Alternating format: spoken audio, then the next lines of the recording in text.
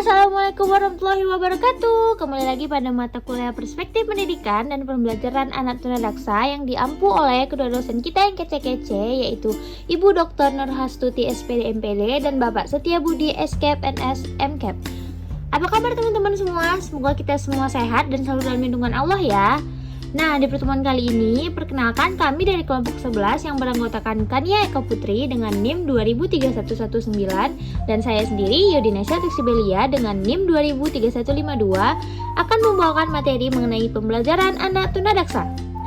Ada 3 hal yang akan kami bahas, yaitu pertama, konsep pembelajaran bagi tunadaksa, yang kedua, perencanaan pembelajaran bagi tunadaksa, dan yang ketiga adalah mempraktekkan penyusunan perencanaan pembelajaran bagi tunadaksa. Oke, langsung aja pokok pembahasan yang pertama bakal saya jelaskan ya teman-teman. Nah, yang pertama yaitu konsep perencanaan pembelajaran bagi tunadaksa. Perencanaan berasal dari kata rencana, yaitu pengambilan keputusan tentang apa yang harus dilakukan untuk mencapai tujuan. Dengan demikian, proses suatu perencanaan harus dimulai dari penetapan tujuan yang akan dicapai melalui analisis kebutuhan serta dokumen yang lengkap, kemudian menetapkan langkah-langkah bersifat rasional.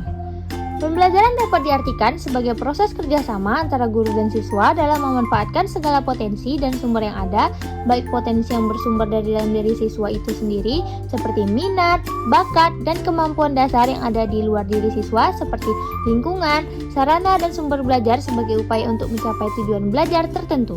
Yang kedua, perencanaan pembelajaran bagi tunadaksa. Penyusunan rencana pembelajaran yang diawali dengan kegiatan asesmen dapat membantu guru dalam mempersiapkan pembelajaran yang sesuai dengan kondisi dan kebutuhan anak. Penilaian atau asesmen dapat dilakukan sebelum pembelajaran dimulai untuk mendapatkan data tentang baseline setiap anak sebelum pembelajaran dilakukan oleh guru. Perencanaan pembelajaran dapat diartikan sebagai proses penyusunan materi pembelajaran, penggunaan media pembelajaran, penggunaan pendekatan atau metode pembelajaran, dan penilaian dalam suatu alokasi waktu yang akan dilaksanakan pada masa tertentu untuk mencapai tujuan yang ditentukan. Peraturan Pemerintah RI Nomor 19 Tahun 2005 tentang Standar Nasional Pendidikan Pasal 20 menjelaskan bahwa perencanaan proses pembelajaran memiliki silabus, perencanaan pelaksanaan pembelajaran yang memuat sekurang-kurangnya tujuan pembelajaran, materi ajar, metode pengajaran, sumber belajar, dan penilaian hasil belajar. Perencanaan pengajaran mempunyai 4 komponen utama, yaitu tujuan, materi, metode atau strategi, dan penilaian. Setiap komponen dapat dikembangkan menjadi subkomponen, misalnya komponen tujuan dibagi menjadi tujuan umum dan tujuan khusus, komponen materi dibagi menjadi pokok-pokok materi, dan sumber serta alat bantu pengajaran. Dalam penyusunan perlu disesuaikan antara kemampuan dan kebutuhan anak dengan kurikulum yang digunakan. Kemampuan yang dimiliki anak saat ini diperoleh dari hasil asesmen. Mengingat bahwa kemampuan anak sangat bervariasi, maka bagi anak yang kemampuannya hampir sama dapat menggunakan program klasikal. Namun, anak yang kemampuannya tidak sama perlu penyusunan program secara individual. Nah, sekian dulu yang dapat Yodi sampaikan. Untuk materi selanjutnya akan disampaikan oleh Kania. Kepada Kania, saya persilakan. Assalamualaikum warahmatullahi wabarakatuh. Perkenalkan, nama saya Kania Eka Putri dengan NIM 203119. Saya perwakilan dari kelompok 11 Perspektif Pendidikan dan Pembelajaran Anak Tunadaksa. Di sini saya akan menjelaskan tentang pembelajaran anak tunadaksa. Dan saya akan menjelaskan materi yang ketiga, yaitu mempraktekkan penyusunan perencanaan pembelajaran bagi anak tunadaksa. Rencana Pendidikan Individual atau RPI adalah rencana atau program yang disusun untuk individu siswa luar biasa. Dalam hal ini adalah anak tunadaksa.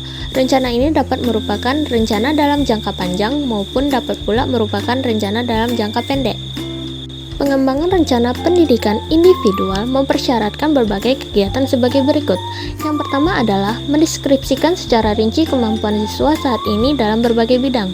Yang kedua, menetapkan tujuan tahunan dan tujuan khusus yang akan dicapai oleh siswa. Yang ketiga, menentukan cara untuk mengukur kemajuan yang dibuat siswa, termasuk di dalamnya mengembangkan alat untuk pengukuran tersebut. Yang keempat adalah menentukan ranah kurikulum yang akan menjadi tekanan, kemudian mengidentifikasikan lingkungan-lingkungan yang terkait dengan ranah kurikulum tersebut. Dan yang terakhir adalah yang kelima, yaitu menetapkan strategi untuk mengajarkan keterampilan sesuai dengan ranah kurikulum yang akan dijadikan tekanan. Hal ini diawali dengan melakukan analisis tugas. Perangkat perencanaan yang dapat disusun guru agar pelaksanaan pembelajaran berjalan dengan baik antara lain yaitu: yang pertama, menentukan alokasi waktu dan minggu efektif. Yang kedua, menyusun program tahunan. Yang ketiga, menyusun program semester. Yang keempat, menyusun silabus pembelajaran. Dan yang kelima adalah menyusun rencana pelaksanaan pembelajaran atau yang disebut dengan RPP. Baiklah teman-teman, sekian yang dapat kami sampaikan. Lebih dan kurang mohon maaf, karena sesungguhnya kesempurnaan itu hanya milik Allah dan manusia adalah tempat letaknya salah. Sampai jumpa lagi. Assalamualaikum warahmatullahi wabarakatuh.